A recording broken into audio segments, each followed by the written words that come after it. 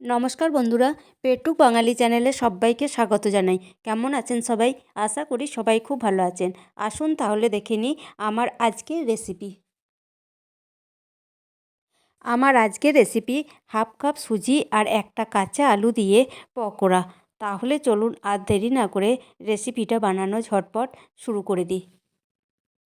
রেসিপিটা বানানোর জন্য এখানে একটা বড় বাটি নিয়ে নিয়েছি আর বাটির মধ্যে দিয়ে দেব হাফ কাপ সুজি। এবার এই সুজির মধ্যে দিয়ে দেব 2 চামচ বেসন। এখন সুজি আর বেসন একটা চামচের সাহায্যে দিয়ে ভালো করে মিশিয়ে নেব। এরপর এক বাটি জল দিয়ে দুটো উপকরণকে একসাথে ভালোভাবে মিশিয়ে নেব। মিশিয়ে নেওয়া হয়ে গেছে। এখন এটাকে 10 মিনিটের জন্য একটা ঢাকা দিয়ে রেস্টে রেখে দেব। ফিরে এলাম 10 মিনিট পর। তো ওপর থেকে ঢাকনাটি সরিয়ে নেব। তো দেখুন সুজিটা জল শুষে নিয়েছে আর অনেক ফুলে উঠেছে। এখন এই মিশ্রণের উপর আবারও কিছু উপকরণ যোগ করব। তো প্রথমেই দিয়ে দিলাম গ্রেট করে রাখা একটা মিডিয়াম সাইজের কাঁচা আলু। এরপর দিয়ে দেব একটা বড় সাইজের পেঁয়াজ কুচি। তো পেঁয়াজটাকে আপনারা গ্রেট করেও দিতে পারেন। এরপর দিয়ে দেব গ্রেট করে রাখা 1 চামচের মতো আদা রসুন আর 2টো কাঁচা লঙ্কা কুচি। ঝালটা আপনারা অবশ্যই আপনাদের পছন্দ মতো কম বেশি দিতে পারেন। তো তারপর এখানে দিয়ে দেব অল্প একটু কুচানো ধনেপাতা। আর ধনেপাতা যদি পছন্দ না করেন তাহলে এটা নাও দিতে পারেন। তারপর দিয়ে দেব রান্নার রেগুলার কিছু মশলা।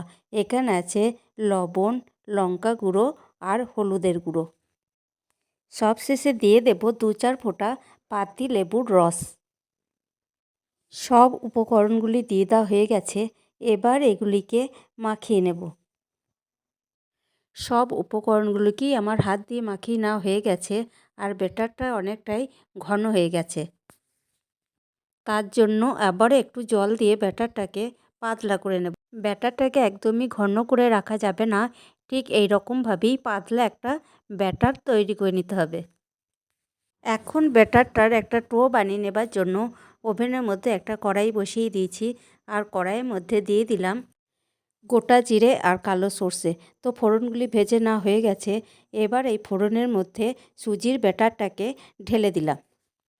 এবার গ্যাসের ফ্লেমটাকে মিডিয়াম টু লোতে রেখে অনবরত নাড়াচাড়া করতে হবে, তা না হলে তল থেকে লেগে যাবে।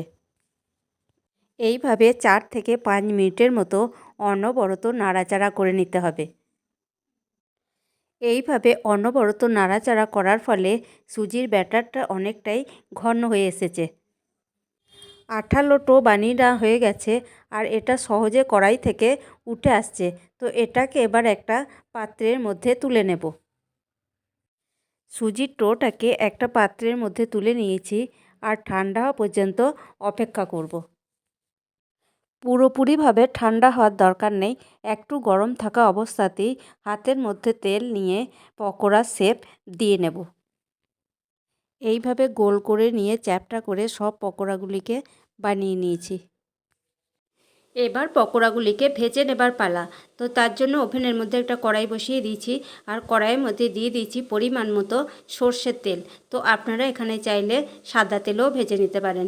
তো তেল গরম হয়ে গেছে। এবার একে একে পকোড়াগুলি তেলের মধ্যে ছেড়ে দিলাম। তো প্রথম ব্যাচে পকোড়াগুলিকে আমার দিয়ে দেওয়া হয়ে গেছে। আমি যতটা পরিমাণ তেল দিয়েছি তাতে করে আমার এই কটা পকোড়াই দেওয়া হয়েছে। গ্যাসের ফ্লেমটাকে মিডিয়াম টু লোতে রেখে বড়াগুলিকে 2 মিনিটের মতো ভেজে নিলাম। তো এক পিঠ ভাজা হয়ে গেছে। এবার অপর পিঠটা ভাজবার জন্যও উল্টে দিলাম। 3 থেকে 4 মিনিট ধরে পকোড়াগুলিকে এপিঠ ওপিঠ ভেজে নিলাম। তো ভেজে নেওয়া হয়ে গেছে। এবার এগুলিকে ঝাঁঝরি হাতা দিয়ে তেল থেকে তেল ঝরিয়ে তুলে নেব। এখন দ্বিতীয় ব্যাচের বড়াগুলিকেও ঠিক একইভাবে ভেজে নেব। দ্বিতীয় ব্যাচের পকোড়াগুলিকেও ঠিক একইভাবে ভেজে নিলাম। তো কেমন লাগলো আমার এই রেসিপিটি? যদি রেসিপিটি ভালো লেগে থাকে তাহলে অবশ্যই লাইক, কমেন্ট, শেয়ার করবেন আর চ্যানেলটিকে সাবস্ক্রাইব করে পাশে থাকবেন। ভালো থাকবেন, সুস্থ থাকবেন। দেখা হচ্ছে অন্য কোনো ভিডিওতে। ধন্যবাদ।